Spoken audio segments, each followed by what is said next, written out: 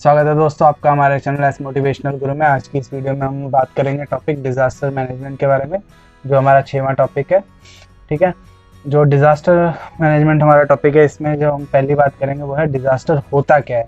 ठीक है, तो डिज़ास्टर कोई ऐसी घटना है जो नेचुरल हो सकती है या मैनमेड हो सकती है, जिससे हमें बहुत ज़्यादा मुसीबतों का सामना करना पड़े किसी एक रीजन में, और इससे मुश्किल हो जाए हमें को पार पाना अपने जो लोकल रिसोर्सेज हैं उनको यूज़ करते हुए। ठीक है, जो हमारे डिज़ास्टर होते हैं वो 2 टाइप के होते हैं।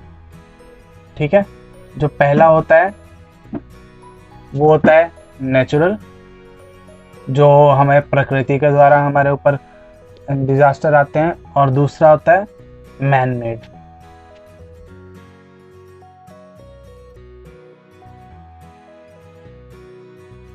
जो हमारे नेचुरल डिज़ास्टर होते हैं वो फर्दर 3 टाइप के होते हैं।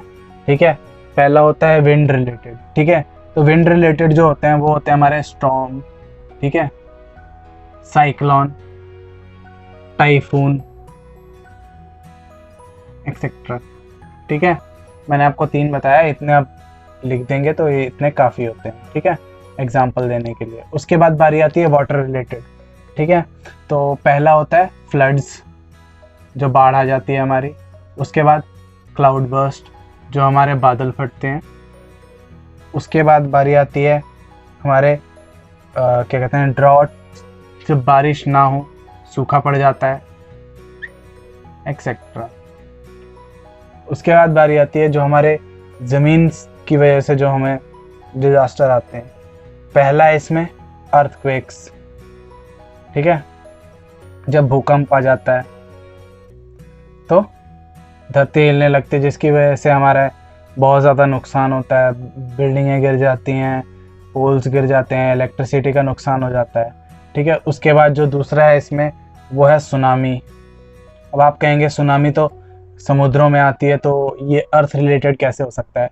सुनामी तब आती है जब हमारे जो समुद्र के तल में भूकंप आता है। जो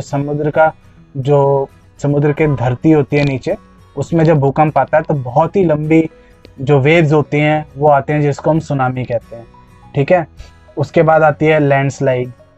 ठीक है, जैसे धरती हमारी खिसक जाती है, पहाड़ों में ये ज़्यादातर होता है। ठीक है, तो लैंडस्लाइड ये हो गए। बस आपको इतना याद रखने की ज़रूरत है। ये थे हमारे नेचुरल डिज़ास्टर्स। इसके बाद हम बात करेंगे मैन मेड डिज़ास्टर्स।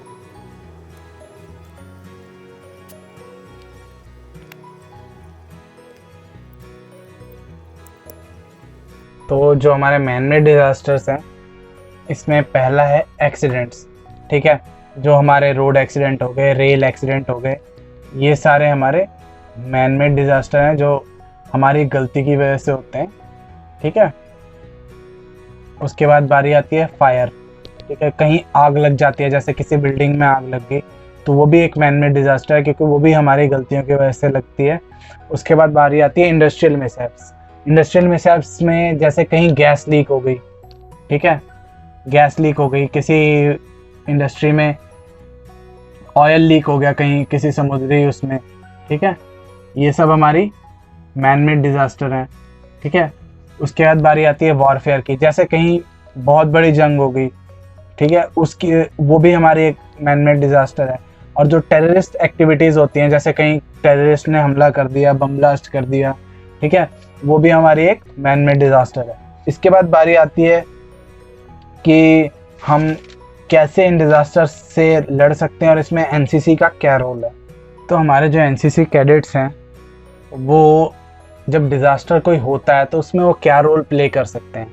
तो जो हमारे जो एनसीसी कैडेट्स हैं, उसमें वो रिलीफ का कार्य कर सकते हैं। जैसे कहीं पे भी कोई राशन पहुंचाना हो, इन सब चीज़ों को पहुंचा सकते हैं लोगों तक।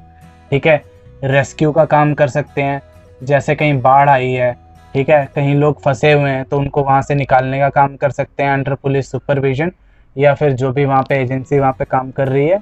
और उसके बाद हमारे जो किसी डिज़ास्टर के टाइम पे ट्रैफिक कंट्रोल का काम कर सकती है एनसीसी। ठीक है, किसी पुलिस या फिर जो भी अथॉरिटी है जिसके अंडर वो चीज़ इस टाइम पे है, उसको अंडर वो मैनेज कर सकती है ट्रैफिक को। ठीक है। तो इस तरीके से किसी भी डिज़ास्टर के टाइम पे एनसीसी हमारी हेल्प करती है। अब इसके बाद हम बात करते हैं कि हमारे जो फायर फाइटिंग होती है उसके कौन कौन से इक्विपमेंट्स इंपॉर्टेंट हैं, ठीक है। अब इसके बाद हम बात करेंगे फायर फाइटिंग के बारे में, ठीक है, क्योंकि अब कहीं डिज़ास्टर होता है तो उनसे लड़ने की ज़रूरत पड़ती है।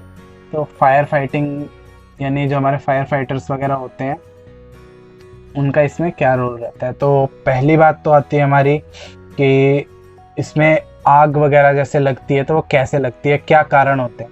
तो आग तभी लगती है जब उस कहीं पे कोई ज्वलनशील पदार्थ होता है, ठीक है, और उसको सफिशिएंट हीट मिलती है जलने के लिए ऑक्सीजन की प्रेजेंस में। तो 3 चीज़ों का होना ज़रूरी है।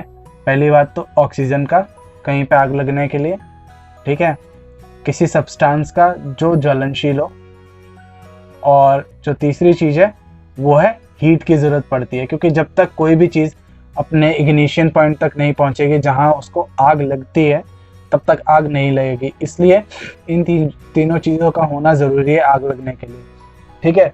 अब हम ये देखेंगे कि कौन से ऐसे फायर फाइटिंग इक्विपमेंट्स हैं जो ज़रूरी हैं हमारे लिए, जिनका होना ज़रूरी है कहीं भी अगर आप आग का सामना कर रहे हैं तो पहली चीज़ तो फायर एक्सटिंग्विशर जो हमारे होते हैं जिनसे हम आग बुझाते हैं, वो होना ज़रूरी है हमारे पास।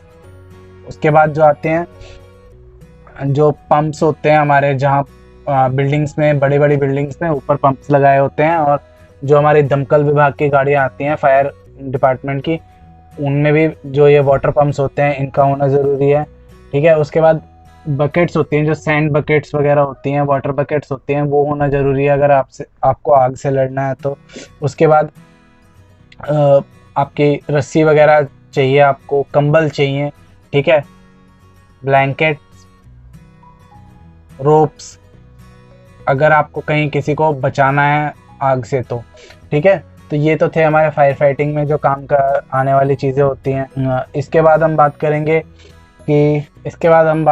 कि कैसे हम डिज़ास्टर के टाइम पे अगर हम कहीं पे किसी की मदद करना चाहते हैं तो कैसे कर सकते हैं। तो जैसे मान लीजिए कहीं पे फ्लड्स आए हैं तो लोगों को आप उसकी वार्निंग दे सकते हैं, ठीक है, कि वो किसी ऊंचे स्थान पे चले जाएं, ठीक है। उसके बाद आप उनको, अगर कहीं अर्थक्वेक आया है तो वहाँ पे मलबा हटाने में लोगों की मदद कर सकते हैं ताकि लोगों को बाहर निकाला जा सके जो उसमें फंसे हैं, ठीक है। कहीं साइक्लोन आता है तो आप लोगों को अंडरग्राउंड जो शेल्टर्स होते हैं उनमें जाने की हिदायत दे सकते हैं ताकि वो बच सकें उससे, ठीक है। तो इस तरीके से आप लोगों के किसी भी डिज़ास्टर के टाइम पे मदद कर सकते हैं। तो यहाँ पे हमारा टॉपिक डिज़ास्टर मैनेजमेंट समाप्त होता है। मैं आशा करता हूँ आप लोगों को हमारी ये वीडियो पसंद आई होगी। अगर आप लोगों को ये वीडियो पसंद आए तो हमारी इस वीडियो को लाइक करें, हमारे चैनल को सब्सक्राइब करें, और अगर आप किसी ऐसे व्यक्ति को जानते हैं जो इसका लाभ उठा सकते हैं तो आप उनके साथ इसको शेयर ज़रूर करें, और कोई प्रॉब्लम हो तो कमेंट सेक्शन में कमेंट करें। धन्यवाद। जय हिंद।